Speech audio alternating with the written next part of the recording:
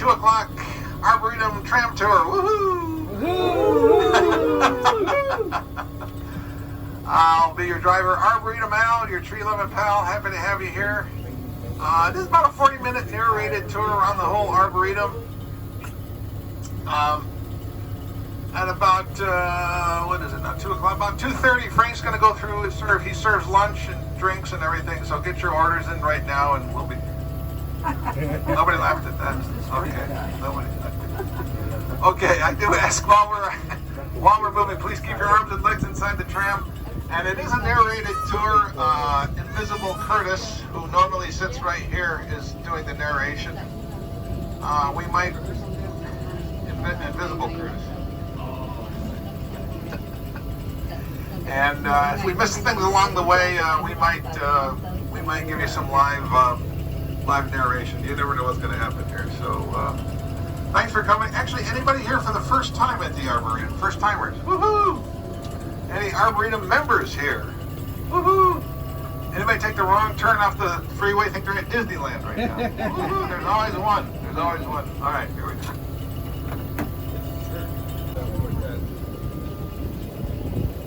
Hello, and welcome to the Arboretum. My name is Curtis, and I will be your narrator for your tour today. Our tram driver is Arboretum Al. For your safety, please keep your arms and legs inside the tram and remain seated at all time while the tram is in motion. The tram will pause at a number of sites. Please do not exit the tram. No eating or smoking is permitted. Please keep your conversations to a minimum so that everyone can hear. Cell phones are prohibited. You are here at the Los Angeles County Arboretum and Botanic Garden and its unique 127 acres of botanic gardens with 4 historically significant buildings. We are located in the beautiful city of Arcadia. The word Arboretum comes from the Latin word arbor, meaning tree. Botanic Garden refers to our numerous collections of woody and herbaceous plants. Expert staff keeps records on all our plants and curate for them. We are the living museum of plants. The Arboretum is also home to many wild creatures as well. We will begin our tour by exploring the northern part of the gardens, which includes the Aloe Trail, Africa, Madagascar Spiny Forest, Water Conservation Garden, and Australian section. We will then continue past the Canary Islands, Mediterranean Path, view the Crescent Farm and Coach Park, then drive up to the top of Talek Mountain. There we will stop to admire the beautiful vista of the St. Gabriel Mountains. Let's get started. In our aloe collection, we display the beauty and diversity of aloes from Africa. The Arboretum features over 180 different species ranging from spectacular tree aloes to exquisite crab cover and shrubs. Aloes are part of our African section. Most of our plants in this section come from South Africa, which is one of the most botanically diverse areas on Earth. Many South African plants are well suited for Southern California climates. Madagascar spiny forests can be recognized by the very spiny plants. 80% of the plants found in Madagascar are found nowhere else in the world. The plants in this section have special adaptations that allow them to live in a harsh, drought-prone environment. These adaptations include extended root systems that take in water from the wide area, trunks and branches that are able to store water, as well as spines to protect it from water-seeking animals, small leaves, or no leaves, and waxy or hairy coverings that prevent water loss. The Water Conservation Garden is a beautiful mix of plants from the Mediterranean region of the world, including Southern California, and creates a thick tapestry of color, fragrance, and blooms. This garden capitalizes on blooming plants that use less water.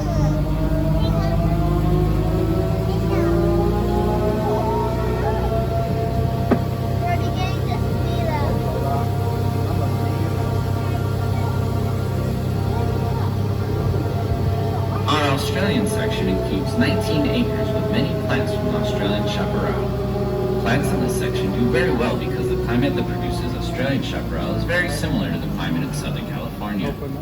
This section is also home to many species of eucalyptus, bottlebrush, and acacia.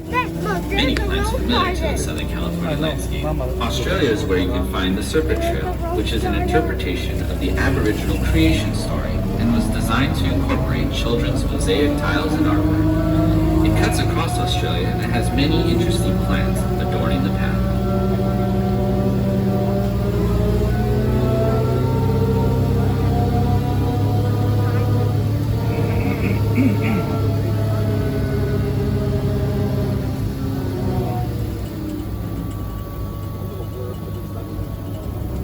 Just really quick, I'd like to tell you about the tropical greenhouse that we have. We just passed it. We have a collection of orchids that equals the collection of plants here. Up to it's about 4,000 different distinct types of orchids. And we bring the best looking of them into that greenhouse that we just passed about 300 feet ago. If you get a chance to visit it, it's pretty cool. And there's actually, if you look hard enough, you can find the cacao plant. Every now and then it'll produce pods, and inside those pods are what they make chocolate out of. Pretty cool. Anyway, back to the recording.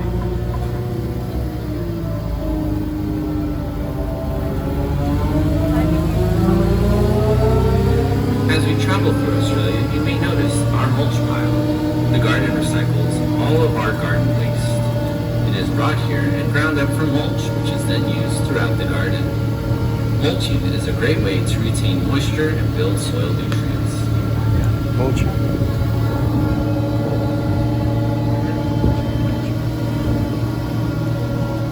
Let's take a moment to talk about our early history. In the 1940s, Samuel Ayers Jr. proposed the idea of a public garden hoping to encourage use of exotic plants in home and business landscapes to beautify Southern California. In 1948, with the inception of the California Arboretum Foundation, and with the purchase of the land by state and county from the Chandlers, the LA Arboretum was born. From the beginning, the Arboretum was a public-private partnership. Although the state is no longer involved, there is still a partnership between the Los Angeles Arboretum Foundation, a nonprofit, and the County of Los Angeles. Today, the Arboretum is continually acquiring new species, creating an ever-evolving, dynamic living collection. One goal for the living collection is continual diversification, while at the same time respecting the value of stalwart species. Tasmanian bluegum that live in this Australia section is a good example of this. Our oldest dates to early 1860s. Among our mature plants, you may see a number of smaller, younger plants growing in the Australian section. Many of you might recall the windstorm of 2011. Although it destroyed many trees throughout the garden, we have been able to replace and add new plants to the collections. Plants are not the only ones living at the Arboretum. It is also home for wildlife, particularly birds. On any given day, you can spot a wide variety of avian life. Arboretum's 2015 checklist of birds, based on the latest American Ornithologists Union checklist of the North American birds, includes 251 species seen at the Arboretum since record keeping began in the 1940s. This list is available in our library and online. The diversity of birds seen in the Arboretum speaks to the richness and vitality of its ecosystem.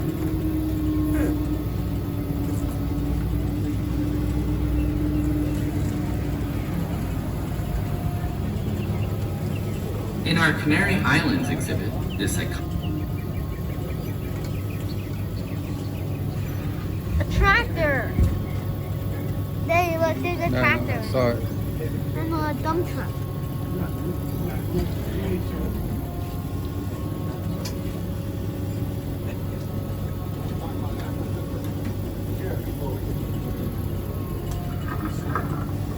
On the left-hand side, you see where the Australian section ends, the African section begins. In the African section, we have one of the best collections of aloes in the entire Southern California. Unless there's a private collection out there that's better. We've got about 100 plus different species of aloes, and they all bloom at the same time, right around Rose Bowl time. So that's the time to invite all your friends and relatives over to your house, watch the Rose Bowl, and go to the Arboretum to see all the really cool blooming aloes. They're beautiful. You're in the middle of a cool winter, and they're all red and orange and yellow, and they just warm you up from the inside out. You gotta see it. It's fantastic. Thank you. Onyx dragon tree and sea lavender are highlights in this collection of outstanding garden plants, originating from the small island off the coast of Africa. The lavenders and yellow flowers present a vibrant display in late spring. Interestingly, If you scratch the bark of the dragon tree, the sap is bright red.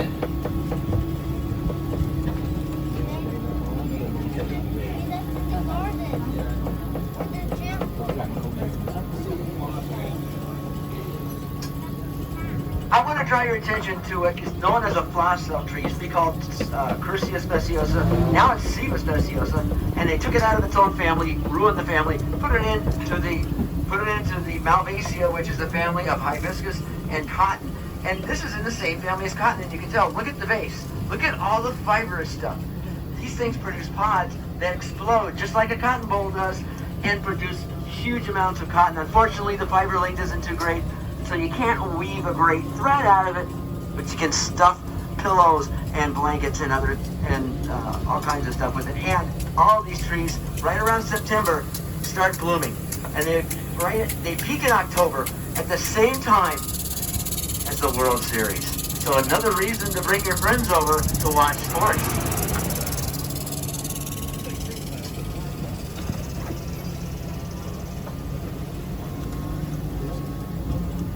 Oh, by the way, you did catch it? I was talking about the tree with the thorns on it. Yes, Saw that. Yeah. It's a great plant for sports because it blooms in World Series time, but it's not great for touch football.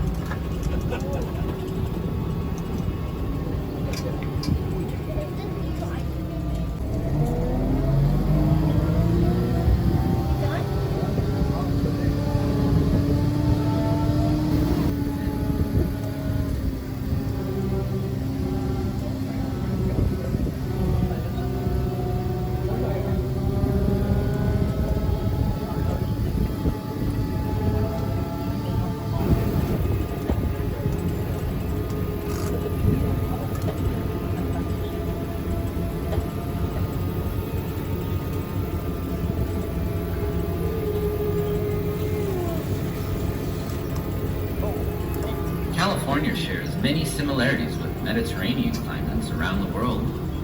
In our Mediterranean collection, you can see plants and trees that thrive in that environment, such as rock rose and cork oak, which is the source of wine and beverage corks.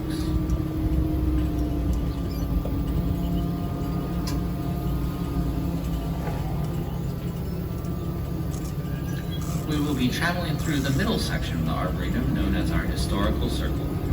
This road encircles a 9-acre historic core designated by the state of California as a historic site.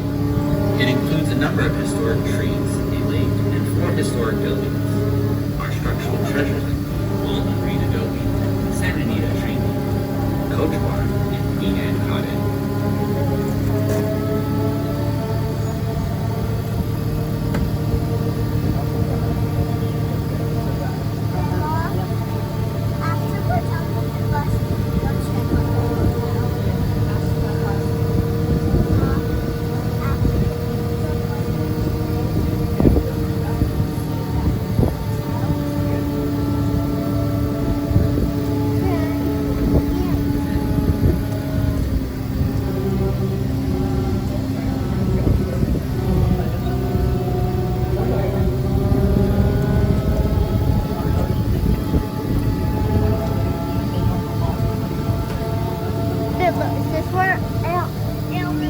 Okay, folks, we're gonna swing by the waterfall here real quick. There's some nice magnolias in bloom here on the left, magnolias.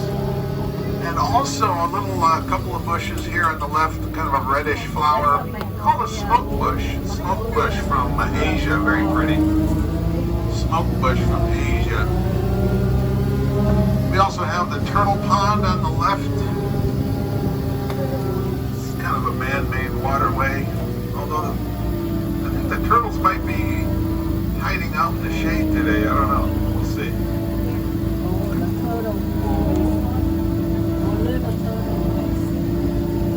Oh yeah, I see some fish. This tree on the right is a beautiful oak tree from Japan. Damia oak tree from Japan. And also a Hong Kong orchid here on the right. Hong Kong orchid or a Bauhinia. Believe it or not, that used to be a pond on the right. That's called Tule Pond, named after the tule reeds that grow up along the banks, but it's dry right now. You might get some of that fragrance on the left, that star jasmine. Star jasmine. Or jasmine.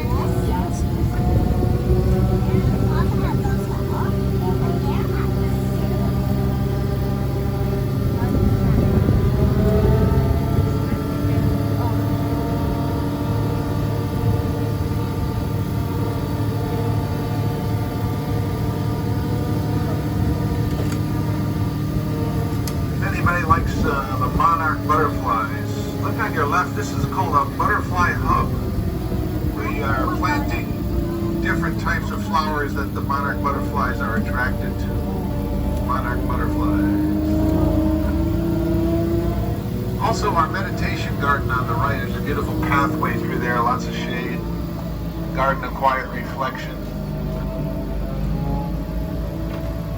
And coming up on the left is our perennial garden, the Callum perennial garden with some nice colorful flowers. Some Justicia shrimp plants from Mexico here on the left. There's irises. I see some viburnum from China here coming up on the left. Wonderful area of perennial flowers.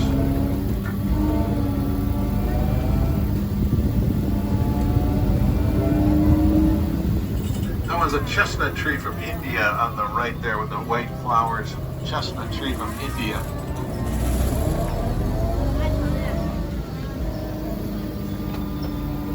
There's a ginkgo biloba from China. Also, probably the oldest trees on earth are the ginkgos.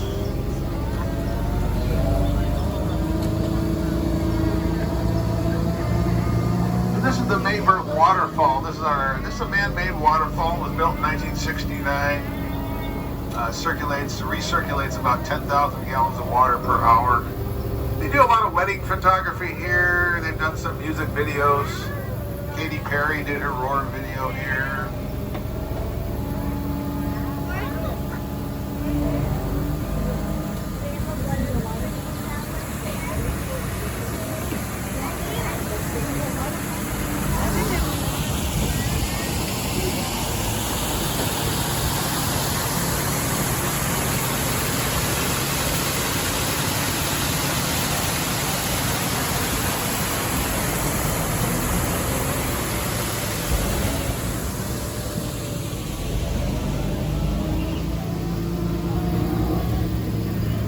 We have some more magnolias on the left in our California daylily collection.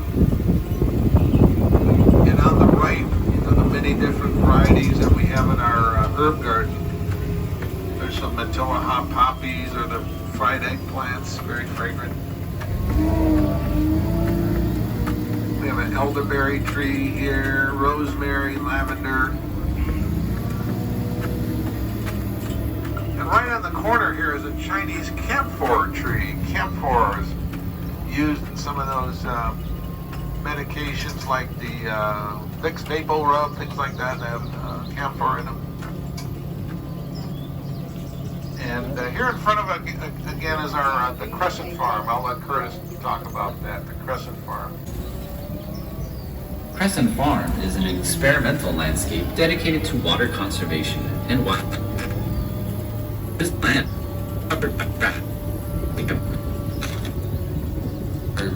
alternatives, water harvesting features, and drought-tolerant plants.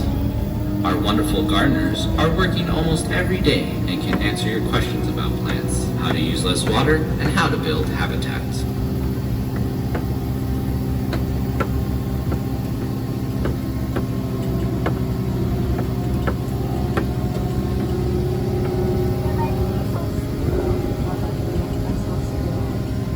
It is believed that the coach barn was designed by architect Albert A. Bennett, as was the Queen Anne Cottage.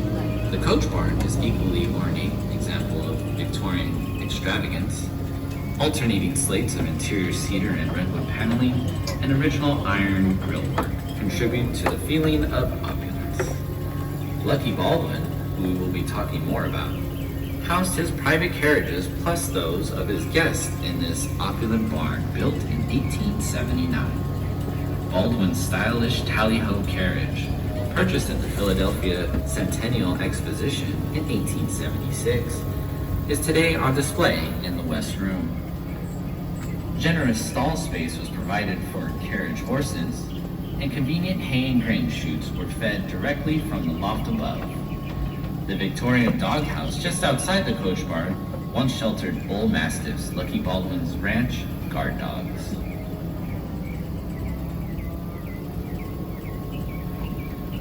Okay, so that's one of the historical buildings. You can walk through there after the tour if you have time. Here's a nice hibiscus on the left. Hibiscus, that one is known as a Rose of Sharon. Rose of Sharon, very great. We also have some fruit, little ornamental oranges here on the left from Italy. They're called Canato oranges. Canato oranges. Really not good to eat. They're very bitter. But we have Valencia oranges also in the middle. And as we go up towards Talent Knoll, more ginkgo biloba trees on the left. And a blue agave plant on the right. That's a tequila plant, blue agave.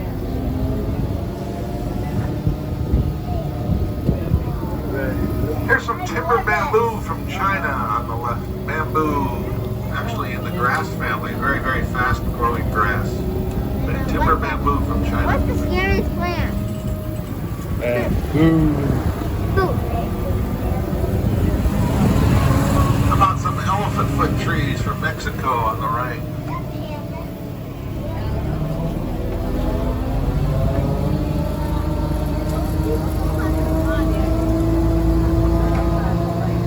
We have a very attractive Palo Verde tree also from Mexico, Southwest United States, Palo Verde.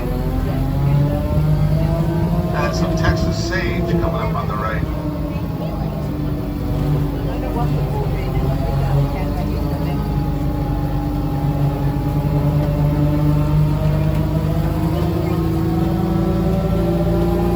The Eagleman Oak Grove on Talent Knoll is home for most of the 225 Quercus eaglemanid found on the grounds.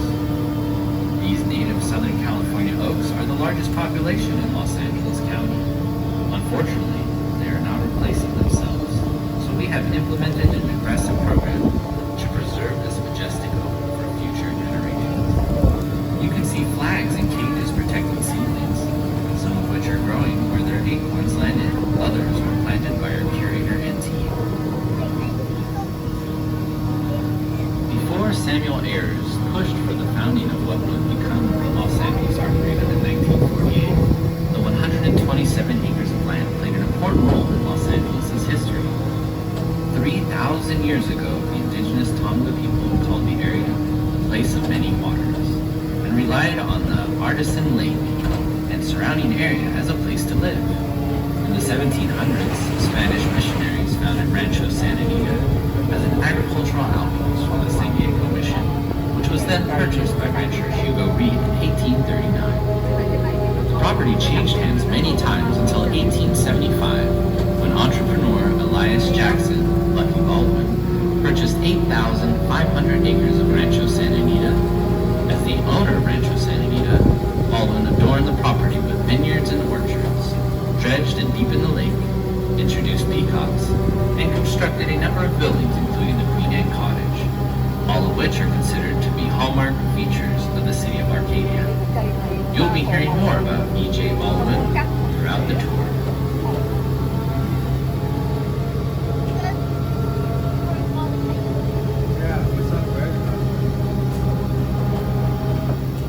So here's our avocado grove on the left with about 18 or so varieties of avocados.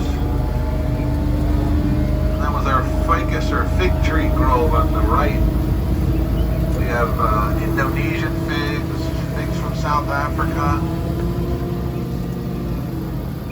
Look on the right here, these are a bird of paradise, but they're from South America, Uruguay. Kind of a different type of bird of paradise. And palm trees from Cuba on the left. Cuban palms.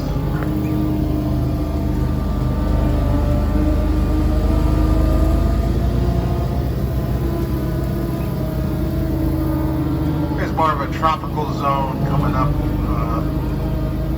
on the left hand side. This is a pink powder puff from Ecuador.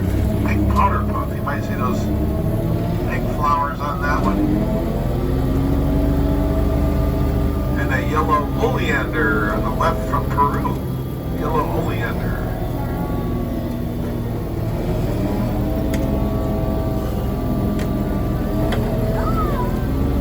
And closer to the top, we have a collection of pine trees over here to the left, all the way back to the fence line. This is the pine. You might see pines from Austria. You might see pines from Mexico, or even Syria in the Middle East. We have some Aleppo pines from Aleppo, Syria back there. Very interesting. And many, many varieties of plumerias all throughout here. We have our Plumeria Festival in July, the middle of July. Hope you'll all come back for that.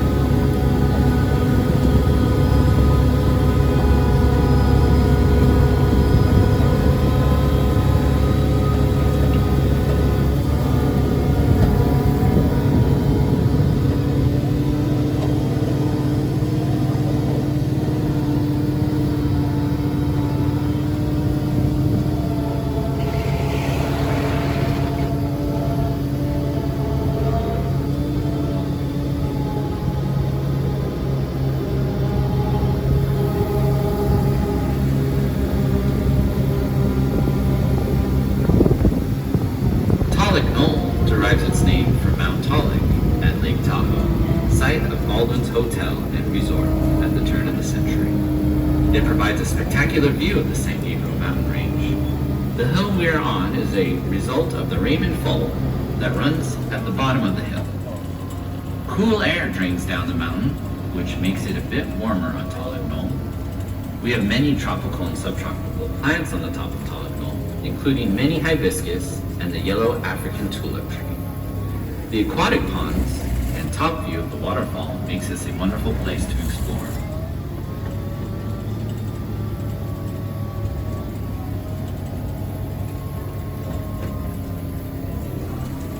All right, so nice view of the mountains here at the top of Tollick Knoll. Hopefully you can all get a little glimpse of those if you don't live locally. Again, we're looking north towards San Gabriel Mountains.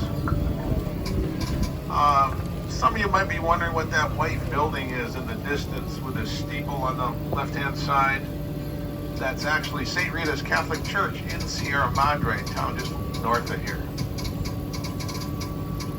You might be able to see even Mount Wilson to the left with the radio and television towers there. Mount Wilson, or you may have heard of Mount Wilson Observatory.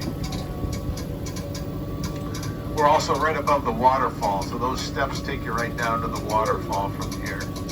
And as you can see, very, very colorful area. We have the aquatic pond just behind us, and that yellow African tulip tree. We just passed it on the right. This tree to the left is called a sycamore fig tree. Sycamore fig tree. You can see the figs growing along the branches there. It's a pretty old tree. It's been here since the early 50s. This is part of the Biblical Garden collection. Many of the trees in this area are native to the Middle East, and such as Egypt, Israel, Syria. Many of them are mentioned in the Bible. If you are in the Christian tradition to read the Bible, you might recall the story in the Gospel of Luke, chapter 19, where Zacchaeus, the tax collector, was sitting in a sycamore fig tree in Jericho, waiting for Jesus to go by. That's the tree they're referring to, beautiful sycamore fig tree. The figs on that tree, if you're wondering if they're edible, they really are not edible because they require a fig wasp that's only native to the Middle East to come in and pollinate those. We don't have that particular species of fig wasp here in this country. Straight ahead, you might see the angel trumpet flowers from Chile, right above those benches. Beautiful flowers. On the way down the hill, you can catch a glimpse of our plumeria grove, Cuban palm collection, avocado trees, collection of fig trees, and plants from the southwest. Once down the hill, you will be passing by a rose garden, bamboo and palm collection, read Baldwin Adobe, and stop at Lake Baldwin.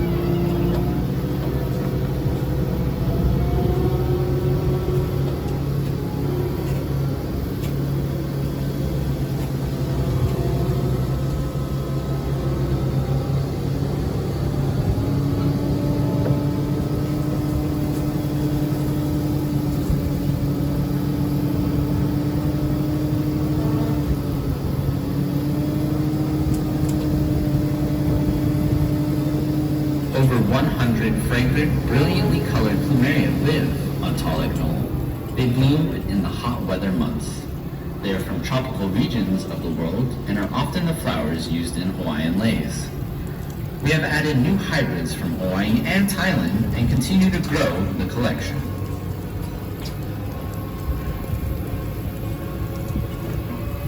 One of the distinctive features about the Arboretum is the role it has played in defining the way people perceive the biogeographic regions of the world. This is the result of the film industry, using the Arboretum to portray landscapes of adventures and pleasure.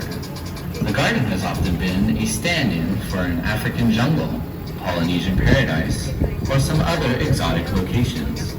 It was a favorite for Tarzan movies and Bob Hope and Bing Crosby road films. Fantasy Island was a television show filmed at Baldwin Lake and the Queen Anne Cottage. More recently, Katy Perry filmed Our Jungle in her music video, Roar. As mentioned, Elias Jackson Lucky Baldwin, a prominent California businessman and investor, owned the property that is now the Arboretum and is at the heart of the Arboretum story. Having generated most of his wealth from both savvy and lucky mining investments, for which he received his nickname, Baldwin accumulated large land holdings of 63,000 acres in Southern California, where the communities of Arcadia and Monrovia are now located. He developed the showcase Santa Anita Ranch and promoted the area for settlement. During Baldwin's life, there were many more buildings, including additional barns and general store. Today, it is one of the few places to see a historic landscape complete with buildings intact in Los Angeles. At the heart of Baldwin Ranch was the lake, used for irrigation and pleasure. The lake is part of the Raymond Basin Aquifer, a crescent-shaped belt of springs stretching from La Cañada across Pasadena down toward Arcadia, ending at the Raymond Hill Fall, which runs under the Arboretum. The lake is a sag pond, which is caused by a fault. In the olden days, the water table was very high and the water flowed in through springs. Unfortunately, with all of the development, the water table is very low and no longer feed the lake.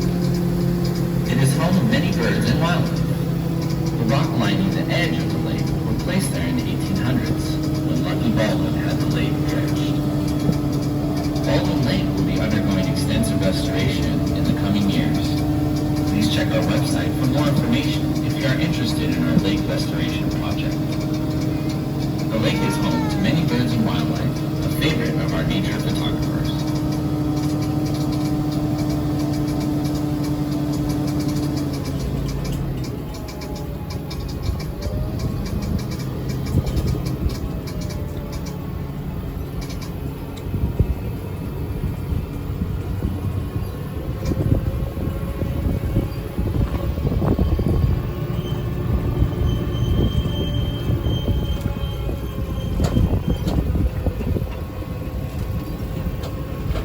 At the base of the hill, you can see a glimpse of the Rose Garden. Edward Huntsman Trout, a well-known landscape architect of his day, designed the garden in the mid-50s, and it was finished in 1960. It was designed as a Victorian rose garden.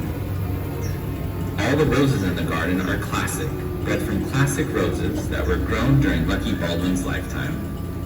There are some modern-day roses called Austin roses that are similar in flower from these classic roses. It is a favorite place for weddings and portrait photography.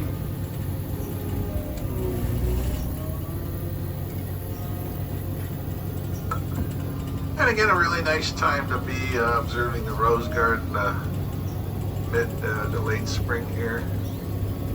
If anybody saw the movie Saving Mr. Banks with Tom Hanks, the opening scene of that movie was an overhead shot of the rose garden, and it was they did it to portray the childhood home of I forgot her name, the girl that wrote Mary Poppins there. Interesting, but it was only about a minute or two at the beginning of the movie, but it was a nice shot of the rose garden.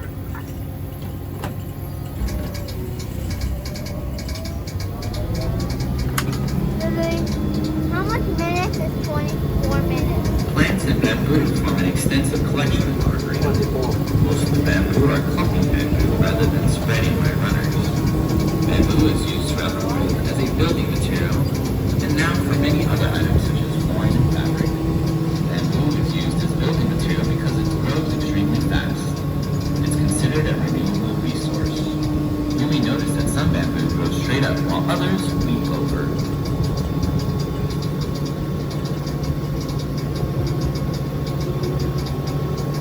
Well, we're coming up to the historical section here. Just before that, here's some interesting prickly pear cactus, or opuntia. It was sometimes used as a fencing material back in the rancho days. If you're familiar with this plant, you'll notice that fruit at the ends of those paddles is called tuna. It's an edible fruit, and even the paddles are edible, called nopales. Nopales, very popular in the Mexican culture. Opuntia. Here's a Hugo Reed adobe. I'll let Curtis tell you about that, but just before that, I wanted to point out some black bamboo from Indonesia here on the right. Kind of a interesting, unusual type of bamboo. And also the Santa Anita train depot just to our right. That little pathway takes you down to that. That was a very important train depot back in the 1890s. Well, it was built in the 1890s, but it was built with 100,000 bricks from Lucky Baldwin's brick company up in San Francisco. That was one of several businesses he had. And he actually got a contract with the U.S. government to provide bricks for Alcatraz, the famous prison, Fort Point, the military installation. And he had 100,000 of those bricks shipped down here to build the Santa Anita train depot. Normally you could walk down there and walk into the train station, but I see we don't have the sign up, we don't have the docents up here today, so you'll have to come back and visit the Santa Anita train depot. The oldest structure at the Arboretum, constructed in the 19th century, is the earthen building beside Baldwin Lake, known as the Hugo Reed Baldwin Adobe. The first recorded residents were Hugo and Victoria Reed, who applied for a land grant for Rancho Santa Anita in 1839. Hugo Reed, a Scottish adventurer and naturalized Mexican citizen, was the first private owner of the 13,319-acre Rancho Santa Anita. As you can see, the adobe is currently under restoration. Across the lake, you can see our beautiful Queen Anne Cottage.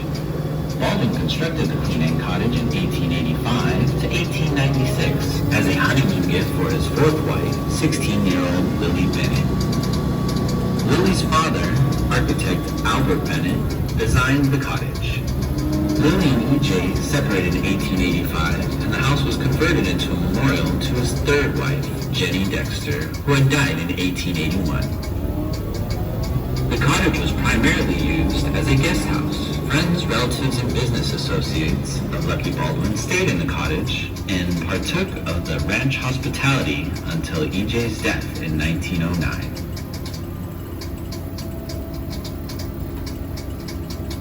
So we've got a lot of history in this area, the beautiful Queen Anne Cottage, and it has been in several movies and television shows. Some of you might remember Meet the Fockers. The Fokker home on Fokker Island was the Queen Anne Cottage, painted a different color. But in this area has been used a lot for commercials also.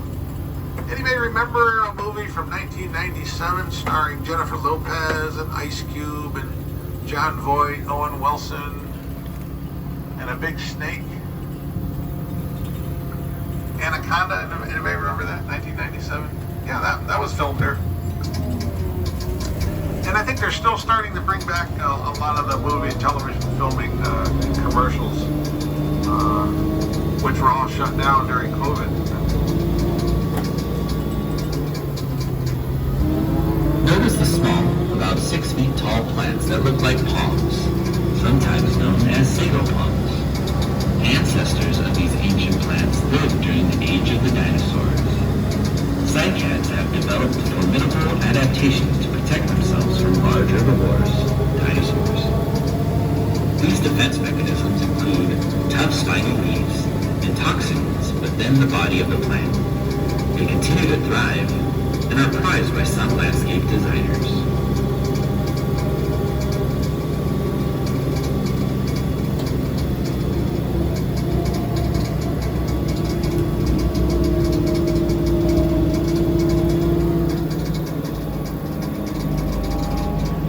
Well, we'll give everybody a VIP backstage pass here. There we go. If you've never been backstage, here's the California, Pasadena Pops Orchestra does their concerts here in June, July, and August. Michael Feinstein does some great shows here.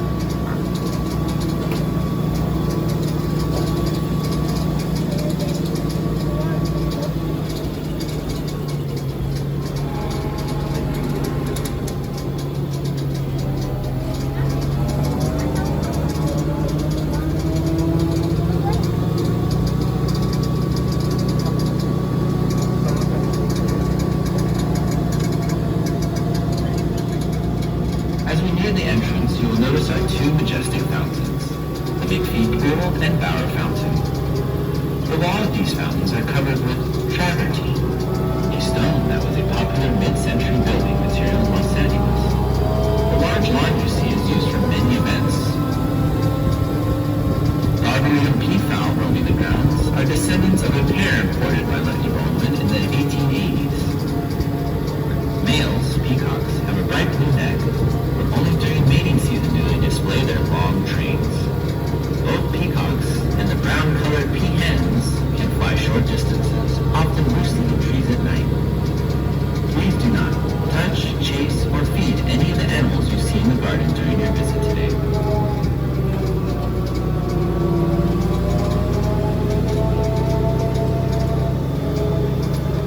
This area is very colorful. Later in August, when the crepe myrtle trees on both sides of the tram will be in bloom. Crepe myrtles again from Japan, China, the Himalayas. Nice area to walk through. We have many programs and classes throughout the year at the Arboretum. Everything from planting a vegetable garden, water conservation, cooking classes, yoga, and much more. Check out our website for a full list. If you're interested in becoming an Arboretum member, feel free to stop by the membership office at the end of your visit today. Yearly membership packages are available, and some of the perks of membership include early entry to the gardens, discounts on classes, and other special events. Thank you for joining us today. We hope you enjoyed your tour. Have a wonderful rest of your day.